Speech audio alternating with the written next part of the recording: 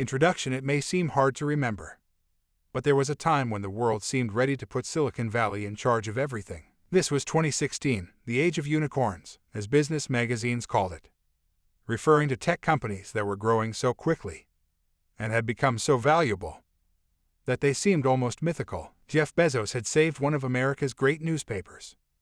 Mark Zuckerberg was romancing San Francisco politicos, who'd just named a hospital after him, and transportation activists were showing up in major cities to protest in favor of the disruptions brought on by Uber. President Barack Obama, his term winding down, was musing about relocating to California and becoming a tech investor as his next act. Venture capital, he told to reporters that spring, sounded like it could be very satisfying. But even as the zeitgeist, all the way up to ambitions of the leader of the free world, celebrated the promise and potential of Silicon Valley, one of Silicon Valley's pioneers had already turned his attention well beyond it. Over the prior 2 decades, Peter Thiel had accumulated billions of dollars in wealth, backing some of the biggest and most successful tech companies, including Facebook, PayPal, and SpaceX. He'd built a network that gave him access to the best entrepreneurs and the wealthiest investors in the world, and he was idolized by a generation of aspiring startup founders. But Thiel wanted more than sway in Silicon Valley. He wanted real power.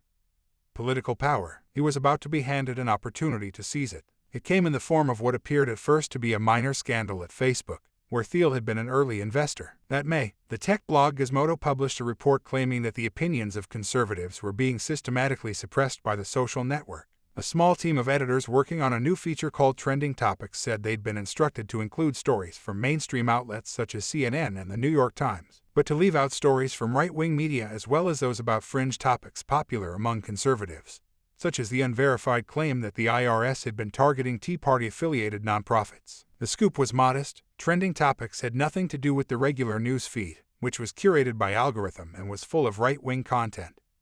But it enraged conservatives, who saw it as proof that Facebook was biased in a broader way. The Drudge Report, which had been among the banned outlets, led with a giant and unflattering picture of Zuckerberg's deputy Sheryl Sandberg, the author of the book Lean In, Not Leaning In, Leaning Left. The headline screamed, "Facebook under fire" was the Fox News chyron. Facebook denied the allegations, but Zuckerberg sensed that this was a crisis to be managed, and he turned to Thiel to help him. On Wednesday, May 18th, a group of 16 prominent right-wing media personalities were summoned to Menlo Park for a meeting.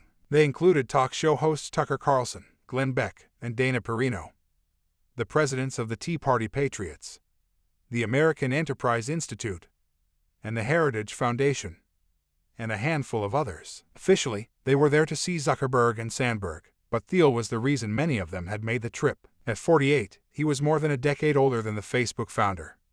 But the two men had much in common. Like Zuckerberg, Thiel was ruthlessly competitive and awkward in social situations. They'd been close. Thiel had been Zuckerberg's mentor and his patron, the first outside investor in his company, and the first person in authority to grasp that Zuckerberg actually knew what he was doing. Years earlier, Thiel had seen in the Facebook founder an abrasive, socially inept young man whose chief business qualification at the time was that he'd hacked together a way to rate the attractiveness of his female classmates at Harvard.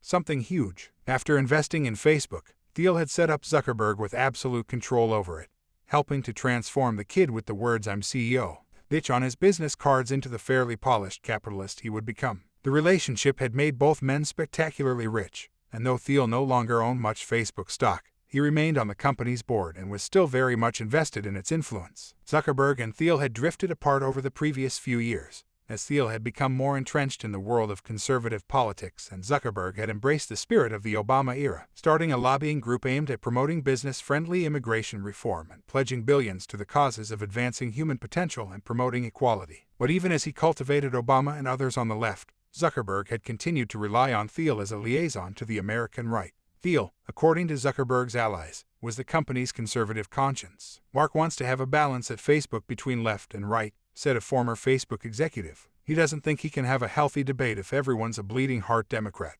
Zuckerberg's critics saw Thiel's influence on the company as more profound and more pernicious. He was, in this view, the puppet master, pushing a younger, ideologically uncertain founder toward an alliance with an extremist wing of the Republican Party. As the group of conservative leaders arrived at Facebook's sprawling Frank Gehry-designed headquarters, Thiel and Zuckerberg were a study in shifting generational attitudes toward the concept of business casual. The Facebook founder wore his usual uniform, a gray t-shirt and jeans. Thiel wore a dress shirt with the sleeves rolled up and a pair of hemp-soled shoes. As usual, he carried himself as if braced for a collision, his shoulders hunched forward, his head tucked ever so slightly. The group sat down at a large table, and Zuckerberg and Sandberg led them through a dense technical presentation designed to explain that Facebook's software, not editors, selected the vast majority of articles that appeared on Facebook. Zuckerberg asked if there were any questions, which the pundits took as an invitation to light into Facebook, the company's left-leaning employees,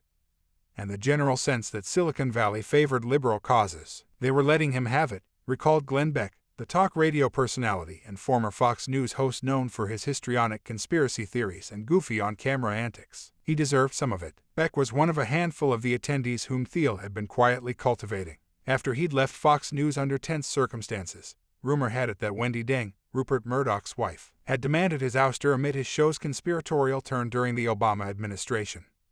It was Thiel who'd convinced him to focus on streaming videos and podcasts. You just have to decide if you are in the future or are you in the past, Thiel had told him. Beck was fond of Thiel and, in the meeting, assumed the role of Zuckerberg's defender. You've got 30 people who have spent decades defending freedom of speech, he said, addressing Zuckerberg and gesturing to his colleagues. And you have this platform that has given hundreds of millions of people the freedom of speech. Zuckerberg seemed moved by Beck's show of empathy. We built Facebook to be a platform for all ideas, he wrote on his Facebook page after the group departed. Our community's success depends on everyone feeling comfortable sharing anything they want. The message to employees and the outside world was clear.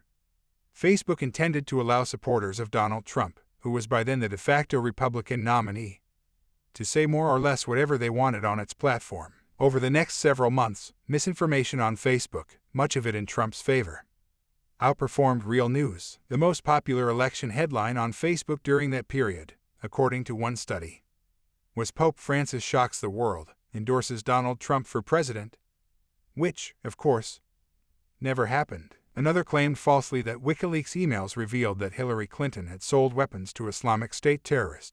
Zuckerberg would eventually apologize, sort of. We didn't take a broad enough view of our responsibility, and that was a big mistake, he'd later tell Congress when called to answer questions about the ways that Facebook had been used to manipulate the election campaign. But in the moment, the company denied that it was helping to spread misinformation, while downplaying the extent of the Russian government's involvement.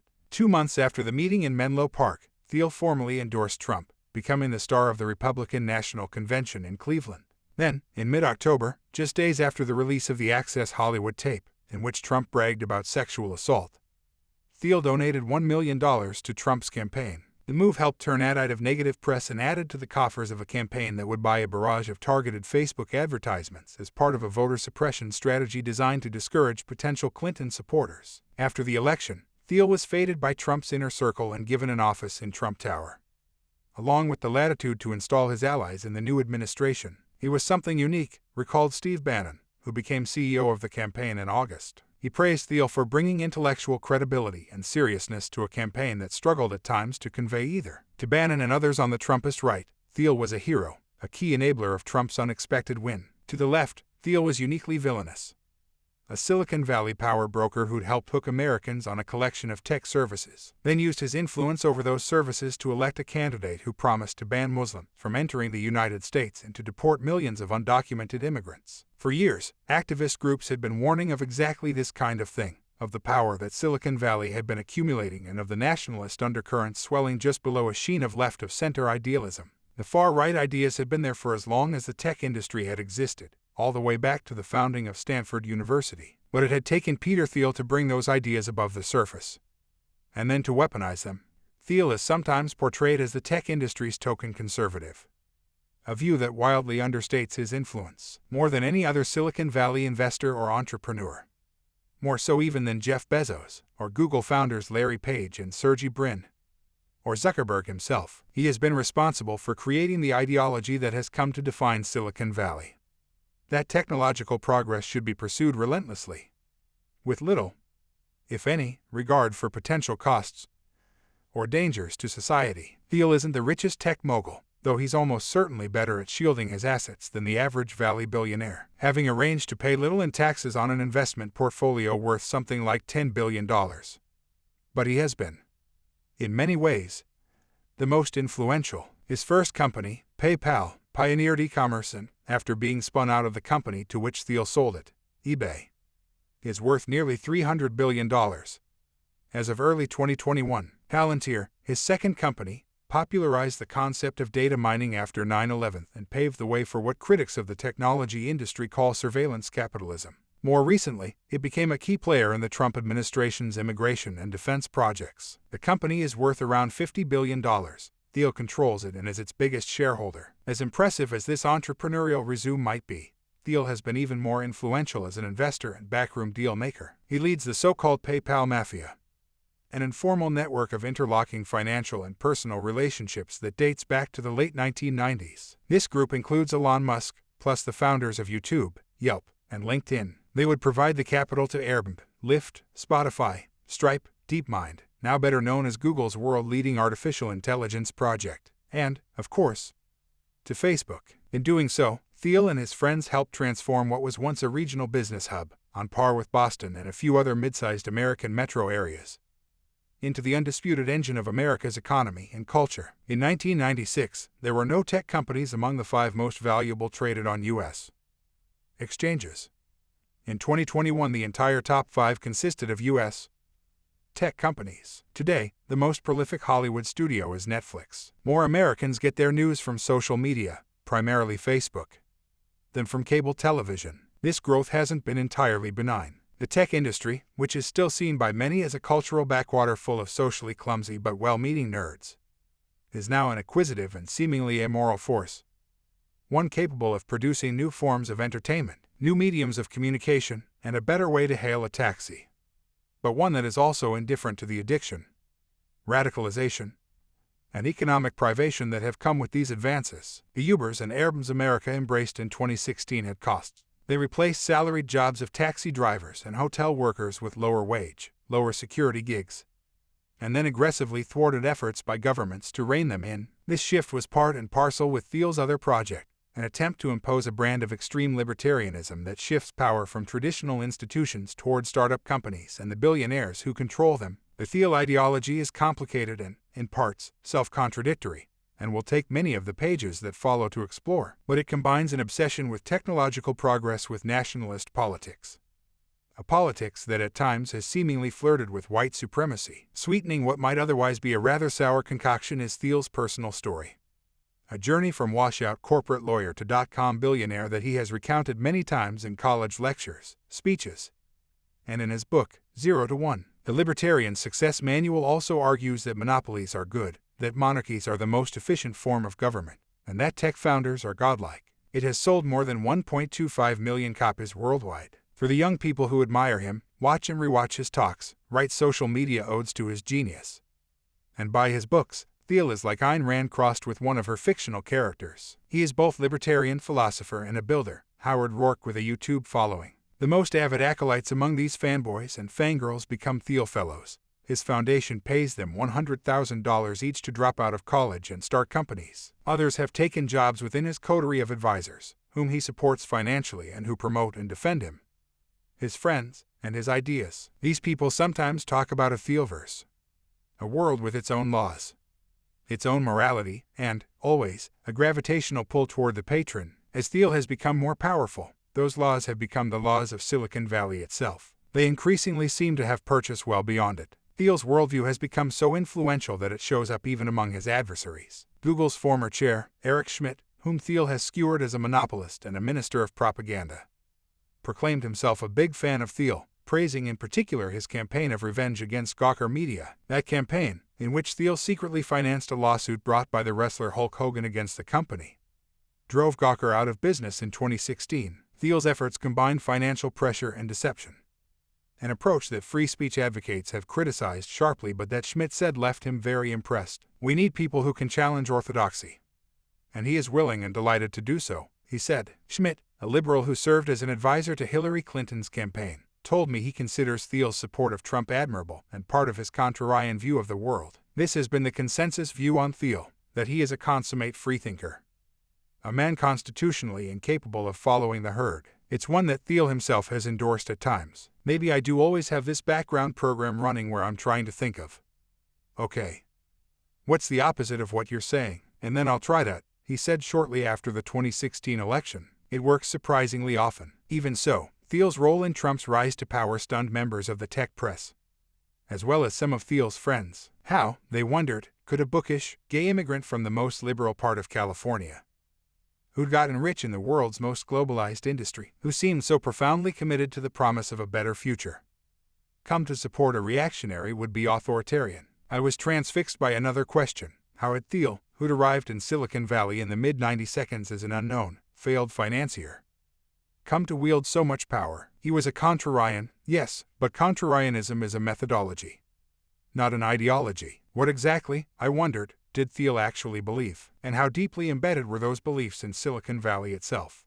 In 2007, when I was a junior reporter with Inc., a small business magazine, I'd sat in Elon Musk's cubicle at what was then the very modest headquarters of SpaceX, his rocket company. Musk was on the phone, half listening to a conference call and checking his email at the same time. While I waited for him, I stared at a poster for the movie Thank You for Smoking, based on the novel by Christopher Buckley, son of William F. Buckley and a former speechwriter for George H.W. Bush. The credits listed on the poster included Musk's name, along with those of several other PayPal mafiosi: Mark Woolway, a PayPal vice president, and David Sachs, the company's coup. Thiel's name was there, too. By then, he already had a reputation as a bomb thrower, which made the movie, a satire in which the hero is a tobacco industry lobbyist, seem appropriate. Peter Thiel would be a fan of big tobacco, or, at least, he'd be totally fine being seen that way. Later that day, Musk told me the story of his firing from PayPal. He'd been the victim of a secret boardroom plot,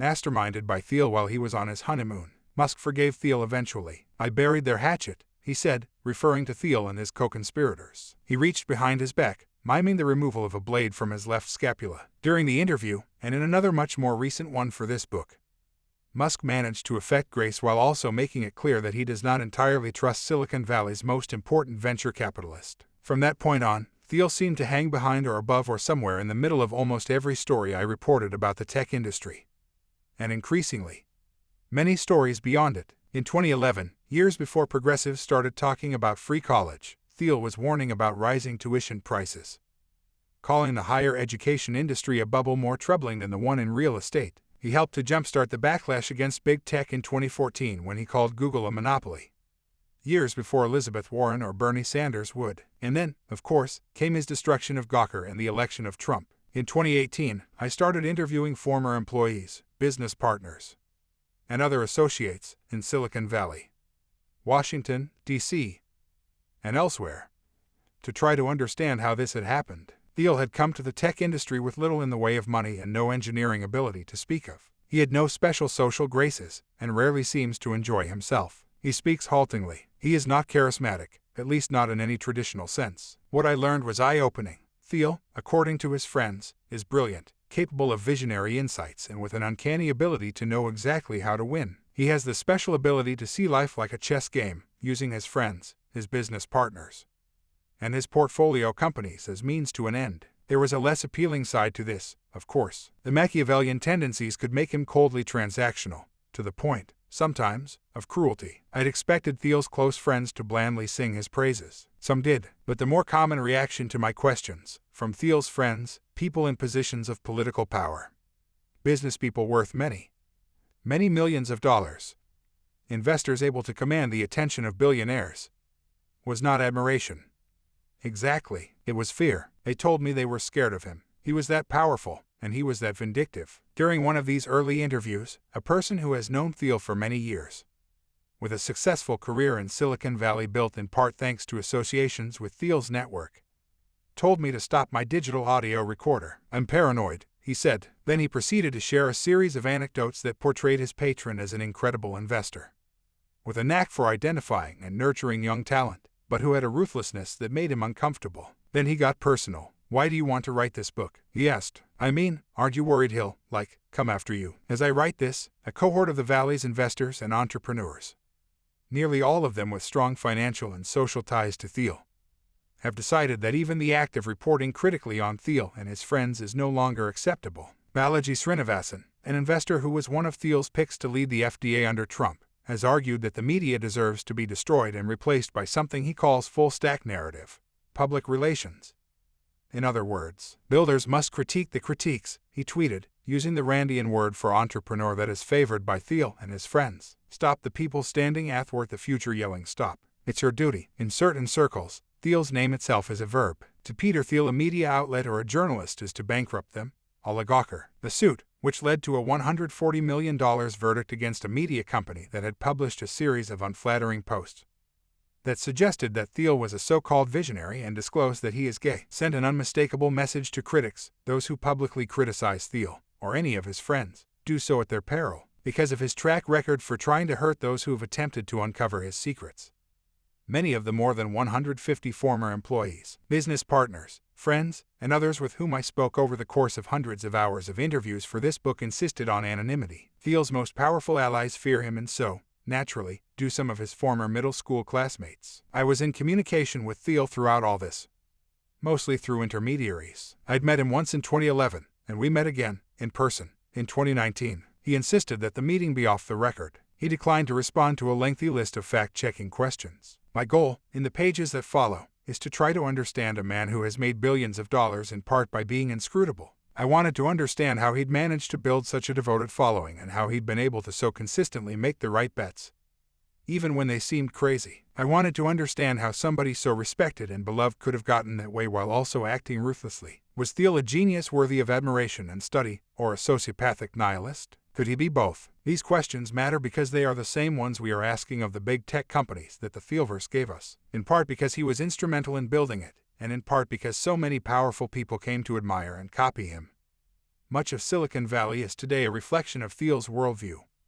For better or worse, if we want to understand Zuckerberg or the new monopoly capitalism, or for that matter the Trumpian far right, which Thiel nurtured secretly too, we need to understand him. Chapter 1 Fuck You, World. In Foster City, California, in 1980, Peter Thiel and a small group of 8th grade boys were crammed around a table in a tiny box of a kitchen, their faces hidden behind 3 ring binders that had been stood on end for privacy. Their eyes were trained on a map and a set of many-sided dice. The homes in the San Francisco suburb were modest, packed close together under the hulking San Mateo Hayward Bridge. The span connected Silicon Valley, the name for the military research parks and corporate campuses clustered up and down the 101 freeway on the San Francisco Peninsula, to Oakland and the industrial East Bay. Foster City, which had been built in the 1960s after real estate developers drained a marsh by digging a series of narrow lagoons, felt close to neither of these places. It was Levittown by the sea, full of mostly white, working-class families who'd been drawn to the promise of decent schools, safety, and bayfront property. The children of Foster City, the kids at the kitchen table, weren't the children of the geniuses who'd built Intel or Hewlett-Packard. Their parents were firefighters and schoolteachers and, in the case of Peter Thiel, a mining engineer who went to work in boots and a hard hat. Thiel's friends were the nerds, and, being nerds in 1980, they played Dungeons & Dragons on weekend nights. Though commonly understood as a board game, D&D is less about winning and losing than it is about fantasy storytelling. The game called for each boy to create an imaginary character for himself. Wizards, barbarians, druids, and monks were among the many options, each with different skills. Wizards cast spells, barbarians are ferocious in combat, and so on. A final player took on the role of narrator and referee. He was in charge of coming up with an adventure for these characters. This narrator was known as the Dungeon Master, and although the role was supposed to rotate, Peter, skinny, brilliant, and painfully serious, would always try to claim the job for himself. "You get to determine the reality," said a man who used to play with him. He liked that quiet control. Besides being an escape, D&D carried a hint of danger, at least for the boys' parents. After a 17-year-old gamer from Michigan killed himself in 1980, there had been a moral panic among Christian conservatives who worried about the mind-warping potential of a game that encouraged teenagers to play act magic, witchcraft, and other blasphemies. The kids in Foster City laughed this off, but it may have explained why Thiel, whose parents were deeply religious, never once invited them to play at his house. He told people he was from Cleveland, and he spoke English without an accent, but he was also clearly foreign. He was smart and self-possessed, but he also seemed joyless. "I can't remember him laughing. I never saw him smile," said a friend who knew him back then. You could tell there was something, a nice way of saying it would be structured, about his family. His parents, Klaus and Suzanne Thiel, had come to the United States in 1968 from Frankfurt, Germany, where the year before, in October, Peter Andreas Thiel was born. Klaus, then in his early 30s, worked for Arthur G. McKee & Co. an American engineering consultancy, which specialized in the construction of oil refineries, steel plants, and other heavy industries. He graduated with the equivalent of a bachelor's degree from Staatliche Ingenieurschule Dortmund, a forerunner of the modern TU Dortmund University. The following year, 1968, McKee moved the little family to the United States, where Klaus enrolled in a graduate engineering program at Case Western Reserve University. The move would have been jarring. West Germany, consumed with rebuilding from the war and suspicious of mass social movements, had been late to the counterculture, which had barely hit West Berlin, let alone the country's financial capital. Frankfurt in the late 1950s and early 60s was a boomtown, and full of pious white Christians like the Thiels. Cleveland, by contrast, was pulsing with the currents of free love, black power, and, worst of all to any good West German, communism. 2 years earlier, in 1966, a white-owned bar in Ho, about a mile and a half from the Case Western Engineering School, refused to serve a black man and then posted a sign, "No water for N."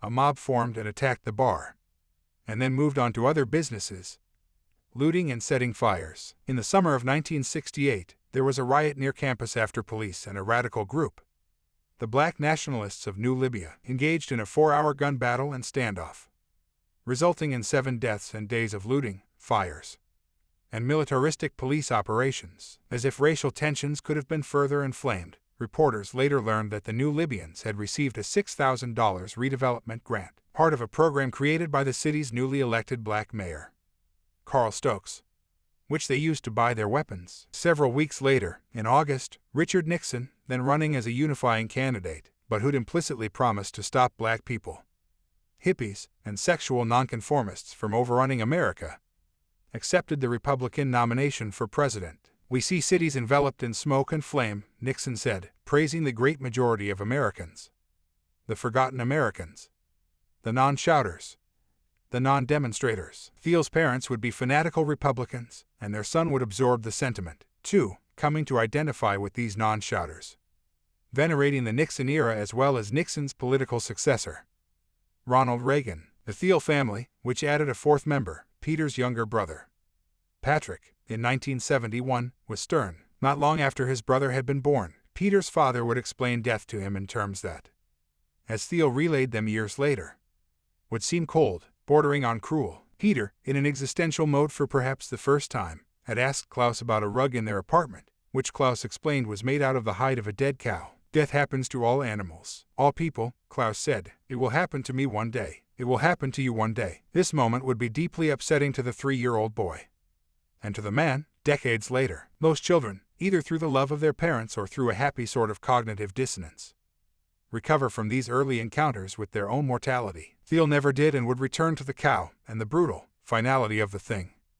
again and again, even in middle age. Klaus earned his master's degree over the next 6 years, becoming a project manager who oversaw a team of engineers on mine projects. His specialty was the construction of open-pit mines, which involves excavating huge mounds of dirt and rock and then treating them chemically to extract minerals. The family moved frequently, and Klaus traveled even more, often spending weeks at a time on job sites far from home. After Cleveland, the family chose for their new home a place that couldn't have been more different than the relatively diverse city where Thiel had spent his early years. Apartheid South Africa. Klaus was assigned to work on the construction of a uranium mine in the Namib Desert, not far from the town of Swakopmund, in modern-day Namibia. For Peter, there was a stop at Pridwin, an elite whites-only English prep school in Johannesburg, followed by 2 years at the Deutsche Grundschule, the public German-language school, in Swakopmund. It was a lonely time. A picture from that era shows a sullen boy in shorts, knickers, and a tie, carrying an adult-sized briefcase. A grade school classmate in Namibia, Jorg Erb, recalled Thiel as smart but withdrawn. He had that distinct, striking, smart look about him, almost like he seemed bored. Erb said, "We didn't really mingle a lot with Peter in school though. We always knew the miners' kids would not stay long in town." The work that Klaus had been hired to do was sensitive. South Africa, which administered Namibia as a client state called Southwest Africa, was already coming under pressure over the apartheid system and had been attempting to create a clandestine nuclear weapons program. The Rossing mine, which Klaus was building, was a crucial part of that plan, a way for South Africa to survive U.S.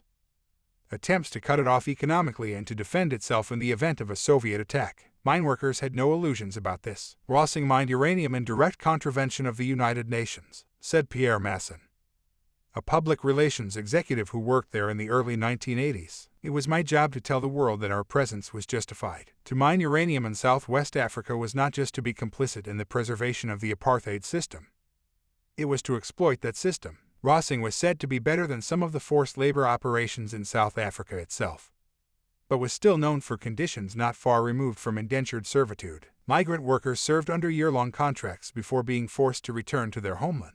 As the apartheid regime described the semi-autonomous black-only areas, white managers, like the Thiels, had access to a brand new medical and dental center in Swakopmund and membership in the company country club. Black laborers, including some with families, lived in a dorm in a work camp near the mine and did not have access to the medical facilities provided to whites. Walking off the job was a criminal offense, and workers who failed to carry their ID card into the mine were routinely thrown in jail for the day. Uranium mining is, by nature, risky. A report published after the end of apartheid by the Namibia Support Committee, a pro-independence group, described conditions at the mine in grim terms, including an account of a contract laborer on the construction project. The project Klaus's company was helping to oversee, who said workers had not been told they were building a uranium mine and were thus unaware of the risks of radiation. The only clue had been that white employees would hand out wages from behind glass, seemingly trying to avoid contamination themselves. The report mentioned workers dying like flies. In 1976,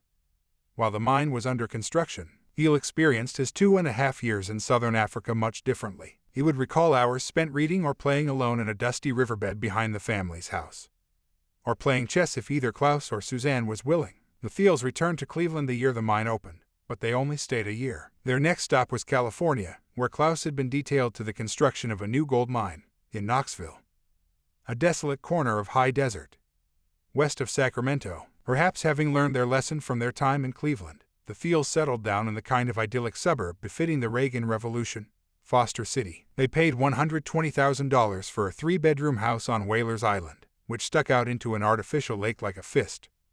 Each of its 4 small peninsulas had a single road ending with a cul-de-sac. At Foster City's Bowditch Middle School, Thiel was placed on a gifted and talented track and told, over and over again, that he was destined for greatness. We were so bought into this sense that you had to get good grades to get into a good college and that your entire happiness depends on that, said Nshanga Bliss, a classmate of Thiel's. One spring, as a joke, Thiel's history teacher told the class that no one would be getting an A, then waited a beat while the class recoiled in shocked silence before dropping the punchline. April Fools. Among the academically chosen, Peter was widely understood to be the best, the one with the top grades and the highest test scores. And unlike the rest of his social circle, who knew they were nerds and were vaguely ashamed about that fact, Peter didn't seem to really care. In his friends' yearbooks, along with the "See You This Summers" and the "Nice Knowing Yous," Thiel taunted, "Maybe you'll come within 1 point of me." In our generation, being smart was not cool, said a friend. I remember working hard to hide that I was intelligent. Peter never tried to hide the fact that he was the smartest guy in the room. Everybody, even the nerds, played soccer or baseball and pretended to like it.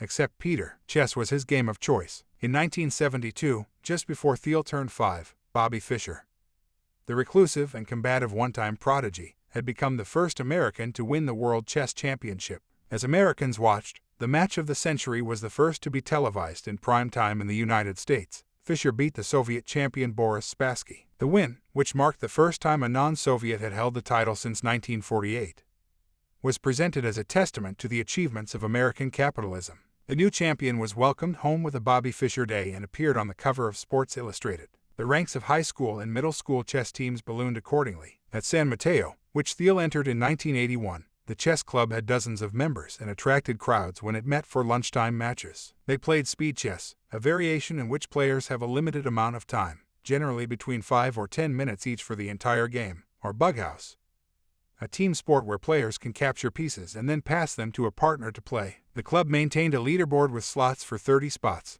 Thiel, who kept a sticker on his chess set that boasted "Born to Win," always had his card in the first spot. He was the best in the school and, at least for a time, among the best chess players in the United States under the age of 13. If he did suffer a defeat, the normally stoic young man would lose his cool. Once, at a tournament, he was playing a scrimmage match for fun in between games and seemed to be only half paying attention. His opponent was inexperienced and, not really aware of what was happening, put Peter in check. Then he realized, to both of their surprise, that it was actually checkmate. Peter became visibly distraught and was unable to regain his composure for the rest of the tournament and lost the rest of the matches he played. A defeat, even a meaningless one, was too much to handle. When he wasn't busy being the best at chess, Thiel immersed himself in worlds of fantasy and science fiction. There was Dungeons and Dragons, of course, plus J.R.R.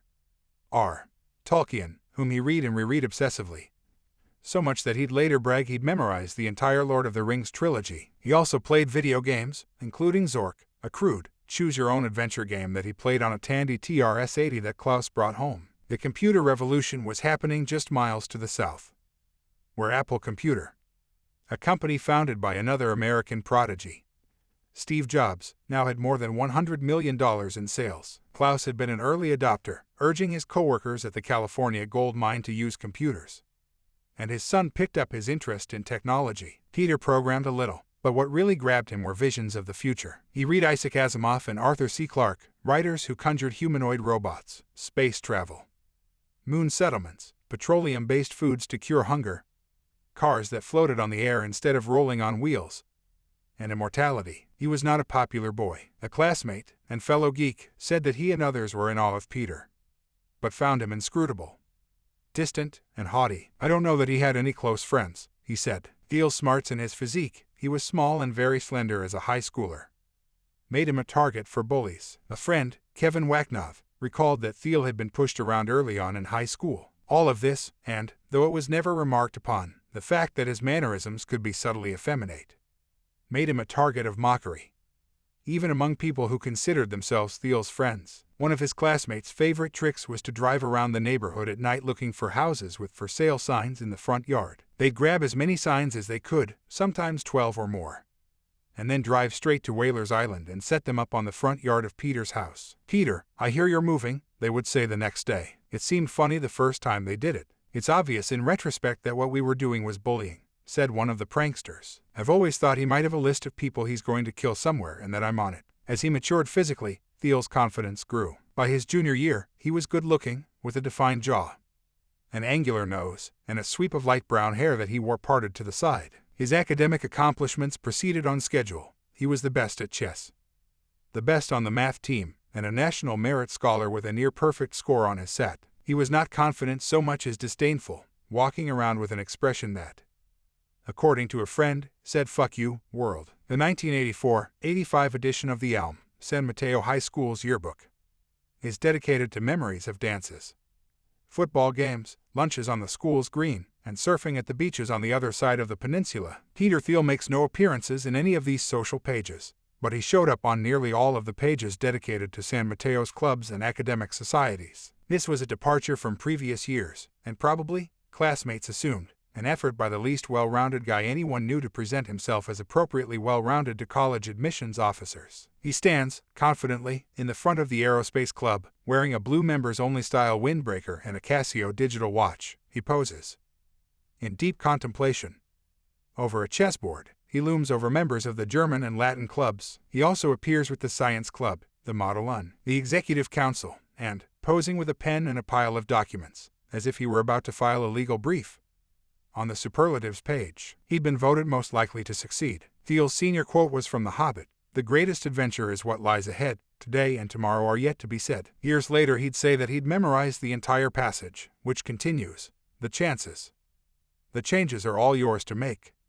The mold of your life is in your hands to break." He would become, in a way, the motto of his life, though it was still, at this point, a confused life. The passage is not, in fact, from Tolkien, who wrote The Hobbit, as well as the Lord of the Rings trilogy, books Thiel obsessed over. It is from a theme song, written by Jules Bass, creative genius behind the 1980s cartoon Thundercats, for the animated version of The Hobbit, which had come out in 1977. That spring, Thiel got into Stanford, his dream school. Among his classmates, legend had it that on the application, Peter had been asked to pick a word that best describes himself, and Thiel chose intelligent. From then on, friends noticed Peter becoming more distant, as if he'd already moved on from Foster City. He never tried to settle scores, never confronted his old tormentors. In their yearbooks, in addition to the usual taunts about his scores being better than theirs, he indicated that he had little desire to see them again. "Have a good summer and a good life," he told Bliss, noting, at once somehow cold-blooded and sweet, "I could never have aborted you." Liz thinks she must have shared the fact that her mother's pregnancy had been unplanned, and thinks Thiel was trying to be nice.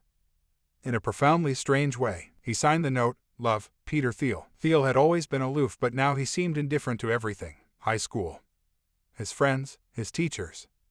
And he started pushing the boundaries. According to a classmate, Thiel put out the word to younger students that he would take their SAT for them for $500 per test. At Stanford that fall, 2 classmates recall Thiel talking about the side business. One said he asked for ways to arrange untraceable payments. It would be the first instance in a long career of using his intelligence and irrepressible disregard for norms to profit. It was also, given Thiel's ambitions and the possibility of losing his spot at Stanford, unbelievably risky. But Thiel didn't seem to care. He had no more fealty to the academic rules than he did to the other social niceties he ignored. Maybe that's what made him different, what it meant when he said he was born to win. Chapter 2: A Strange, Strange Boy. The annual commencement, at what was then known as the Leland Stanford Junior University, featured 200 or so young men and a few women who'd gathered inside Assembly Hall on a Wednesday in May 1907 to hear from the Bay Area's original right-wing bomb thrower. After a quick lesson on the history of the word maverick, which had once referred to free-roaming cows that had not been branded by a ranch, Stanford's president,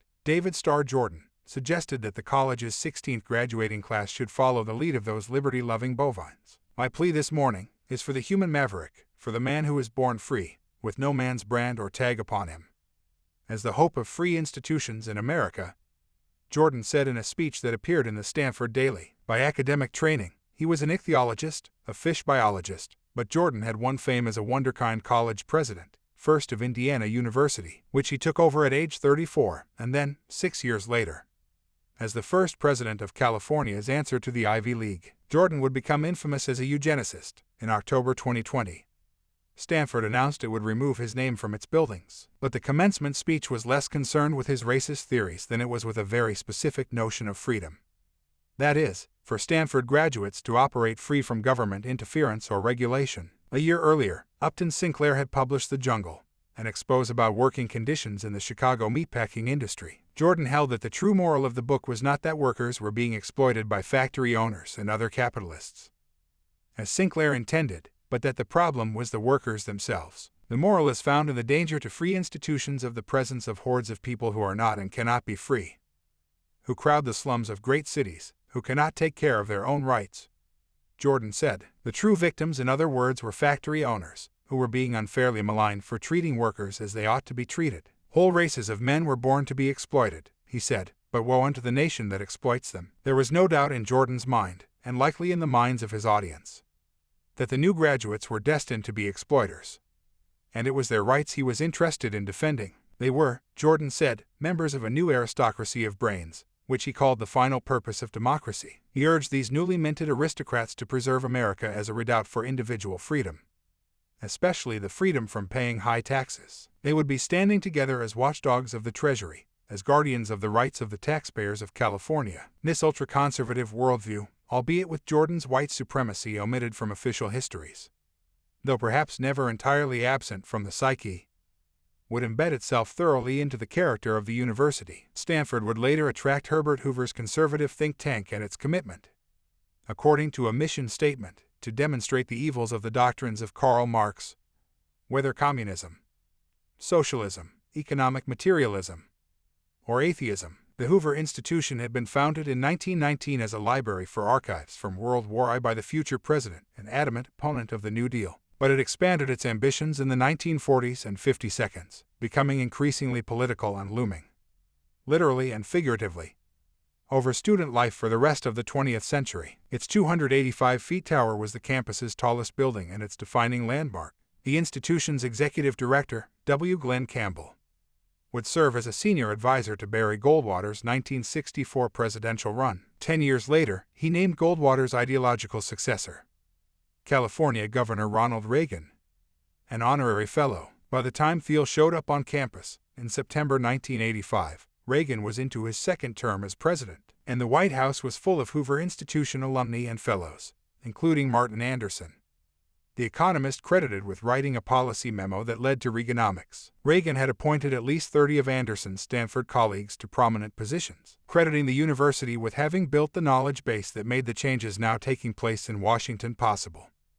As Reagan put it at a White House reception for the group, Stanford became the presumed future home of the Reagan Presidential Library and the place where many of the brightest conservatives were coming to be groomed for positions of power. Importantly to Thiel, Stanford was also the best of the best. U.S. News & World Report had ranked it ahead of Harvard, Yale, and Princeton over the previous 2 years. The place should have been perfect for him. Instead, Thiel found Stanford wildly disappointing, and he was unhappy from his first day on campus. He was assigned to Branner Hall, a mission-style building that housed 147 first-year students a few blocks from the main quad. He shared Suite 240 with 2 other students, Greg Loudon, a marching band geek, and Chris Adamson, an aspiring comedy writer who that spring ran for a student government seat on a platform that called for a campus-wide hide-and-seek game in which the college president would have to find every registered student. They seemed to regard Thiel with a mixture of derision and wonder. Thiel had expected great books and scholarly quietude. What he got, in dorm life anyway, was silliness. The university's residence halls had sundecks, which were typically filled with shirtless men and bikini-clad women, and music blasted from speakers during what should have been study hours. They drank, they smoked pot, they hooked up. Needless to say, Thiel did not partake in any of it. He didn't really seem interested in making friends. So many were deeply unserious from his point of view, said someone who lived in Branner that year. Each morning, Peter would emerge from Suite 240, walk to the water fountain, and make a big show of taking his vitamins. One by one, always at the same time, in the same order, always taking a sip in between pills, as if intent on showing his classmates that he was, in every way, superior to his hungover peers. It was like a ritual, said classmate Megan Maxwell. He was a strange boy. Thiel approached his schoolwork with the same intensity. He wanted to learn, but more than that he wanted to excel, to dominate his peers. He was out of the dorm by 8 a.m. and generally stayed away until the library closed. In early 1986, after Christmas break, Thiel opened an envelope containing his grades and learned he'd earned a 4.0 GPA, an achievement that would help him receive a President's Award that year as one of the top first-year students. He celebrated by finding the only other student he knew who also got a 4.0 GPA and arguing for 10 minutes about why his 4.0 was better because it included more classes in which he'd gotten an A+. That's freshman Peter in a nutshell, a classmate recalled. Outside of competing over the best grades, Peter had only 2 interests, at least as far as his classmates could perceive: chess and politics. He was conservative, for Reagan, and against Alan Cranston, California's 3-term senator, who won a 4th term in 1986. Though those views made him a rather conventional type at Stanford. Reagan had just won in the biggest landslide since the unopposed election of James Monroe in 1820, and the undergraduate class had quite a few aspiring William F. Buckleys. Not that Thiel spent much time mixing with them, either, at least not at first. Each Friday afternoon during his first year, he would get in his old Volkswagen Rabbit and make the 20-mile drive back to Foster City to spend the weekend in the little house on Whalers Island with Klaus, Suzanne, and Patrick, by now a junior in high school. Thiel's lack of interest in socializing, combined with his affected superiority and his general squareness, all made him a target for mockery among his peers. When a group of his fellow students made an audio tape featuring comedy skits about Branner hijinks, the only mention of Thiel was several seconds during which someone said goodbye in a haughty tone, slammed a car door, turned the engine, and drove off. God, said one of the tape's creators, we were such dicks to him. Another time, Thiel swore while quoting one of his roommates. The roommate responded by printing up a mock commemorative sign and taping it to the ceiling.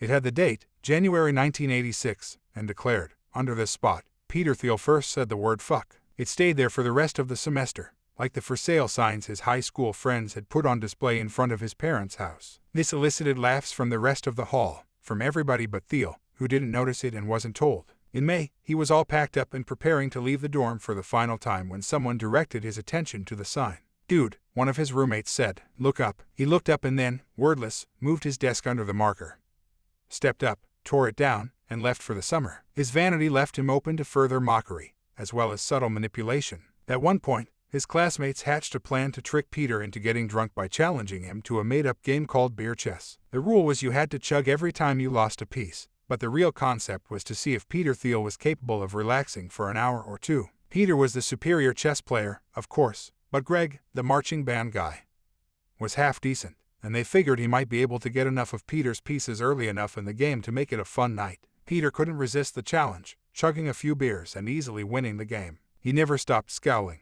The mockery wasn't about politics, at least not initially. But that was how Thiel processed it. He viewed liberals through a lens as people who were not nice to him. said a classmate. The way people treated him at Stanford had a huge impact. That's still with him. He hadn't been aggressively political in high school, but at Stanford he began to embrace a new identity. That of the right-wing provocateur. He joked about starting a fake charity, Liberals for Peace, that would simply raise money based on a vague agenda of lefty causes and then do absolutely nothing with the money except pay him. And on at least 2 occasions, he told peers that he thought their concern about apartheid was overblown. It works, he told Megan Maxwell during a conversation about the push to get colleges and companies to stop doing business with the apartheid state. At the time, black student associations around the country, including at Stanford, had been conducting sit-ins to encourage divestment from South Africa, protests that would have felt at least a little bit personal to Thiel, who often spoke fondly of his childhood in South Africa. Maxwell said she was taken aback as he explained matter-of-factly that the country should not be held to the moral standards of American students, without at any point acknowledging that Maxwell, as a black woman, might find this offensive. He said it with no effect, recalled Maxwell. That was possibly the creepiest thing about it. Another African-American student, Julie Lithcott-Hames, confronted Thiel about his pro-apartheid stance, knocking on the door of Suite 240 one night and asking him to clarify. Thiel looked at her blankly and, according to Lithcott-Hames's account, told her that South Africa's systematic denial of civil rights to black people was economically sound. Any moral issues were irrelevant. The point, a common one made by apologists of the apartheid state at the time, seemed to be that South Africa was much more developed than its neighbors and that life there, even for those who were systematically denied their rights, was better than it was in, say, Ethiopia or Burundi. In the years that followed, Lithcott-Hames would attend Harvard Law School, practice law at the big corporate firm Cooley LLP, and serve as a dean at Stanford Law School, before becoming a best-selling author. Even so, she would write in 2016 that the exchange stuck like a lump in my throat for 30 years. Thiel's spokesman responded that Thiel had no recollection of a stranger demanding his views on apartheid and that he had never supported it. Thiel eventually joined the college Republicans and discovered Ayn Rand. He also became friendly with Robert Hamilton Kelly, a South African academic and theologian who was dean of the chapel at Stanford and minister of the big non-denominational church on campus, whose growing membership he described to the same forces that elected Ronald Reagan. Hamilton Kelly was a moderate on South Africa. He was against apartheid but confessed feeling ambivalence and favored partial, rather than a full, divestment. Thiel and the minister had something else in common besides South African roots: a shared admiration and fascination with another iconoclast on campus, René Girard, who frequently lectured at events organized by student religious groups. A professor of French literature, Girard was an intellectual celebrity in France, if not at Stanford. He was unusual on campus in that he was openly devout, and he made his Christianity central to his worldview. Girard's big idea, which Thiel would internalize and adopt as a guiding principle, both in investing and in life, was that people are motivated, at their core, by a desire to imitate one another. We don't want the things we want, Girard argued, because we judge them to be good. We want them because other people want them. This mimetic desire was universal, leading to envy and, in turn, violence. Societies had historically used scapegoating, turning the violent impulse on a single, innocent member of the community, to channel and control these feelings, providing an outlet that staved off wars and mass killings. Oedipus, Joan of Arc, and Marie Antoinette had all been scapegoats, according to Girard, but the most important scapegoat was Jesus, whose sacrifice promised to lead humanity beyond the envious violence of the past. These ideas were mostly grounded in literature, but they had an undeniable resonance for anyone who'd felt outnumbered, for anyone with a victim complex, and for anyone who knew his gospel. All qualities that described an undergraduate Thiel. Though Thiel has described his upbringing as evangelical, he seems to have kept his beliefs bottled up. Friends from this era don't recall him talking about religion at all or seeing him at campus Bible study groups. His cold rationality created the impression more of an atheist than someone of faith. But the discovery of Girard seems to have awakened something new in him, if not a profound sense of personal zeal, then an awareness of the role that religion could play in his public identity. Being a conservative Christian could be an act of defiance against the campus culture he was coming to despise, and that was very attractive to Peter Thiel. He would later describe Girard as this very interesting professor with a different account of the world. He was very much out of tempo with the times, so it had a natural appeal to a somewhat rebellious undergrad. This was how he was starting to see himself, not as the polite, skinny nerd, but as the rebel. At Stanford, he became a gym rat, putting on a weightlifting belt and sweats, holding forth on Plato while pumping iron. When he wasn't at the gym, he was hanging out at coffee house,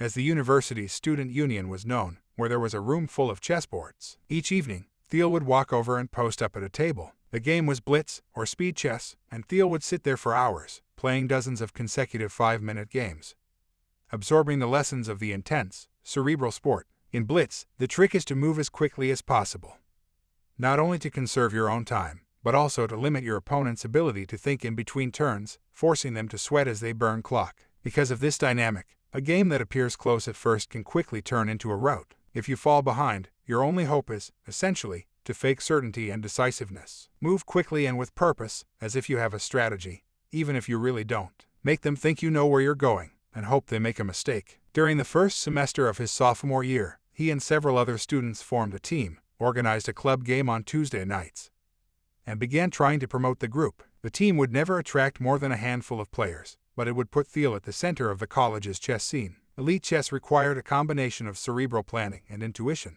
Not only did you have to memorize every common opening, along with a portfolio of possible defenses, but you had to be able to quickly adapt as the game shifted. Thiel was stronger at the former than the latter and could be easily thrown off if an opponent did something unexpected. He played, as another student, Adam Leaf, put it, by the book, using prepared openings, especially the Ruy Lopez, also called the Spanish opening, which started with the king's pawn, the maneuver favored by Bobby Fischer. It seemed to me that he'd learned by himself, said Grisha Kotlyar, a teammate who'd come to Stanford as a graduate student after attending Moscow's State Academy of Oil and Gas and training in a state chess academy. He was very competitive. He liked to attack. During Thiel's junior year, he and Leaf, the only undergraduate with a higher ranking than Thiel, would sometimes set up a board in a dorm room, which would become the evening's entertainment for the hall. It was like a spectacle, Leaf said. Once, Leaf recalled, he had a Howard Jones record playing in the background. At some point the British crooner's 1985 hit, "No One Is to Blame," came on. You can see the summit but you can't reach it. It's the last piece of the puzzle but you just can't make it fit, Jones sang balefully. Then came the hook, no one ever is to blame. Thiel looked up from the board. That's ridiculous, he said. There's always someone to blame. It was the only time in the several thousand games they played that Leaf could remember Thiel ever breaking concentration. Another former chess player shared his own fond memory of Thiel from this era. Around the spring of 1988, the team was driving to Monterey for a tournament, with Thiel behind the wheel of the Rabbit. They took California's Route 17, a 4-lane highway that crosses the Santa Cruz Mountains and is regarded as one of the state's most dangerous. The team was in no particular hurry, but Thiel drove as if he were a man possessed. He navigated the turns like Michael Andretti, weaving in and out of lanes, nearly rear-ending cars as he slipped past them, and seemed to be flooring the accelerator for large portions of the trip. Somewhat predictably, the lights of a California Highway Patrol cruiser eventually appeared in his rearview. Thiel was pulled over, and the trooper asked if he knew how fast he was going. The young men in the rest of the car, simultaneously relieved to have been stopped and scared of the trooper, looked at each other nervously. Well, Thiel responded, in his calmest, most measured baritone. I'm not sure if the concept of a speed limit makes sense. The officer said nothing. Thiel continued, it may be unconstitutional, and it's definitely an infringement on liberty. The officer looked at Thiel and the geeks in the beater car and decided the whole thing wasn't worth his time. He told Thiel to slow down and have a nice day. I don't remember any of the games we played, said the man, now in his 50s, who'd been in the passenger seat, but I will never forget that drive. What made the encounter truly memorable was that after he'd successfully made the argument, and miraculously been let off with a warning, Thiel hit the accelerator just as hard as before. It was as if he not only believed that the laws of the state of California did not apply to him, but believed the laws of physics didn't either. When he wasn't playing chess, Thiel gravitated to fellow intellectual rebels. Sophomore year, he befriended a geeky computer scientist and chess player, Barney Pell, who exposed him to extrapianism, the idea that advances in technology would allow humans to live forever and that cryonics should be used to freeze people's brains post-mortem so they could eventually be reanimated or have their minds uploaded to computers. Around the same time, he became close with Reid Hoffman. They were in the same class, but didn't become friends until the second quarter of their sophomore year when they started talking during an introductory philosophy lecture. Mind, matter, and meaning. After class, they walked out together and talked for another hour on the quad, arguing about life, the universe, and everything. Thiel would later recall. Hoffman, who'd also been bullied in high school, had grown up in a family of radical activists in Berkeley and had attended a progressive New England prep school. He'd heard of Thiel's dorm room extremism and thought of him, as he'd later put it, as a libertarian wacko. But what made Hoffman different from Thiel's dormmates was that he took Thiel's conservatism seriously. The two men spent many hours together over the next few years and were so taken with each other that they decided to form a sort of ticket to run for student senate. Their platform was anti-bureaucratic. Stanford's student government, known as the Associated Students of Stanford University, or ASSU, had spent about $80,000 on office renovations. They learned. Hoffman, playing the progressive, used this fact to argue that the ASSU was failing to spend its budget on bettering student life. Thiel, sounding like a proto-Tea Partier, proclaimed himself disgusted that students were helping friends pack their resumes with positions in the ASSU bureaucracy. They both won, but Thiel would be an odd fit in the lefty body. During the same election, students voted overwhelmingly for resolutions calling for South African divestment and a rejection of the plan to locate the Reagan Library on campus. Thiel embraced his oppositional role, but was often frustrated. After the Reagan Presidential Foundation announced it was scrapping plans to locate the library at Stanford in favor of a site in Southern California, Thiel gave a speech arguing that the university's liberal leaders had made a huge mistake and was shouted down. He would later tell a friend, with the same frustration he'd sometimes displayed in high school after losing a chess match, Thiel walked out. The incident, the person said, was formative. Thiel came to see Stanford as a fundamentally hostile place. He was treated badly by a lot of students, the friend said. He poured his grievances into the Stanford Review,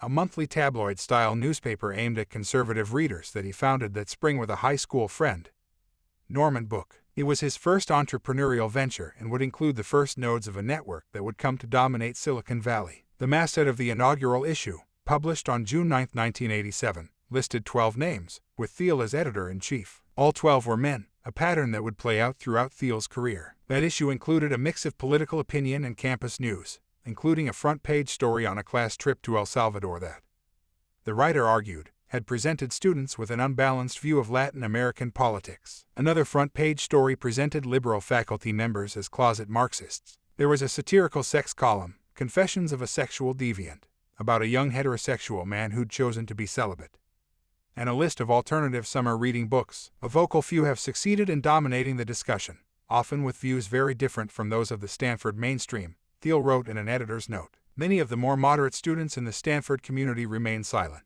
believing that it makes little difference whether they speak out or not. Thiel's primary innovation with the review was to connect parochial concerns of a small, elite group, conservative Stanford undergraduates, to mainstream national politics. Hence the dues charged by the left-leaning student senate became a microcosm of tax and spend liberalism, even if the amounts of money in question were minuscule. An optional fee of $29 per student per year, and a faculty plan to add non-white authors, like Zora Neale Hurston. Stanford's Western Culture course became Stanford's own war on Christmas. Western Culture in the Balance. Read the review's cover story on the topic, with an illustration of a scale. On one side were the Bible, Plato, and Shakespeare. On the other was a looming question mark. The review would pay for all of this in part with grants from the Intercollegiate Studies Institute, which backed campus conservatives, and with donations from older alumni solicited using warnings of Stanford's creeping liberalism. One particularly successful fundraising letter a few years later would alert alumni that a Stanford professor was teaching a course on black hairstyles, implying that Stanford had effectively replaced the traditional Western culture curriculum with discourses on kinky hair. This was false on any number of levels, but it would lead to a flood of new donations anyway. The debate over Stanford's core curriculum eventually caught the attention of Education Secretary Bill Bennett, who agreed in the spring of 1988 to appear at a review-sponsored event. Afterward, Bennett told PBS's Mac Neal, later a NewsHour, that his audience had indicated, with a show of hands, that they'd been intimidated into changing Stanford's curriculum. When Stanford's president, Donald Kennedy, tried to dispute this, pointing out, correctly, that the audience was full of right-wing students who'd been primed by Thiel's newspaper to respond in such a way. Thiel defended Bennett in interviews with UPI, The Washington Post, and the Los Angeles Times. There was quite a bit of pressure from one side, he told the Post. That summer he was accepted into an internship at Bennett's Department of Education. Thiel graduated in 1989, but he didn't leave campus, earning a place at Stanford Law School. He would later confess to not having thought particularly deeply about this decision to apply. He was still very much that undergraduate, how do you get straight A's, how do you ace the LSATs mode, he said. Maybe I was attracted to law school because it was somehow very precisely rank-ordered, but it was about more than just overachieving. Thiel had an adversary now, and he wanted to continue the fight. The Western culture changes were slated to go into effect in the fall of 1989, those Zora Neale Hurston books weren't going to indict themselves. Over his 4 years at Stanford, he had come to see the university's multicultural liberalism as uniquely despicable, maybe even dangerous. A section of the 1989 yearbook celebrating Stanford's first 100 years included an archival picture of Dean of Student Affairs Michael Jackson, a black man who'd been an undergraduate in the 1960s and who had eventually returned to campus as a university administrator. Thiel would write about the picture a few years later, paying special attention to the way that Jackson's personal style had evolved. In a centennial yearbook photograph of Dean Jackson, taken in 1969, he is the picture of radical chic, sporting an unkempt afro and wearing brightly colored bell-bottoms. Thiel wrote, "Now, some 20 years later, the well-groomed dean could be seen strolling the campus, chatting with students, his hair coiffured, his double-breasted suit neatly pressed. Having never left campus, many of 1960s activists now are the professors and teachers." Thiel's point seemed to be that Dean Jackson, who holds a doctorate in education administration from the University of Massachusetts at Amherst in addition to his Stanford undergraduate degree, was part of some sort of 1960s sleeper cell intent on multiculturalizing Stanford. The liberals might look respectable, Thiel was saying, but they were dangerous, defining that danger would consume him for decades. He would come to see Stanford and other elite universities not as nurturing institutions, but as essential elements of a stifling and dangerous power structure. A priesthood as corrupt as the Catholic Church 500 years ago, he would say. Thiel would eventually discover the allure of technology and money. But the desire to destroy that priesthood, or perhaps to replace it, would only grow stronger once he found his way into the real world.